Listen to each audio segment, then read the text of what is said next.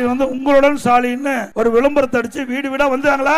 நகரத்தில் வந்திருப்பாங்க, வரல. சில இடத்துக்கு போனாங்க, போய் இந்த விளம்பரத்தால 46 பிரச்சனை இருக்குதான். மக்களுக்கு 46 பிரச்சனை இருக்குது. இந்த 46 பிரச்சனையும் திராவிட முன்னேற்ற கழக அரசு மக்களை சந்தித்து அவர்கிட்ட மனு வாங்கி பிரச்சனை தீர்ப்பாங்களாம். தீர்க்க முடியுமா?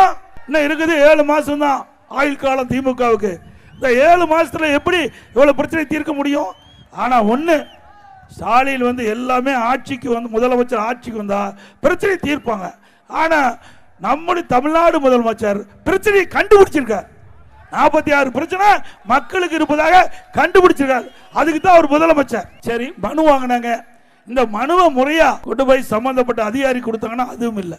அந்த சிவகங்கை மாவட்டம் திருப்புவனம் என்ற பகுதியில் ஆற்றுல கிடக்குது. இந்த மனு ஆற்றுல கிடந்து அதை வந்து காவல்துறை அதை வந்து பறிமுதல் செஞ்சு வழக்கு போட்டுக்கிறாங்க. அதே வலைதளத்தில் வந்திருக்குது. புதுக்கோட்டையில் இந்த மனு வந்து இந்த உங்களுடன் ஸ்டாலின் மக்கள் கொடுக்கிற மனு வடை கட்டி கொடுக்குறாங்க. வடை கடையில் வடை சொல்றாங்கல்ல, அந்த கடையில் மக்களுக்கு இந்த மனு மூலமா வடை கட்டி கொடுக்குறாங்க.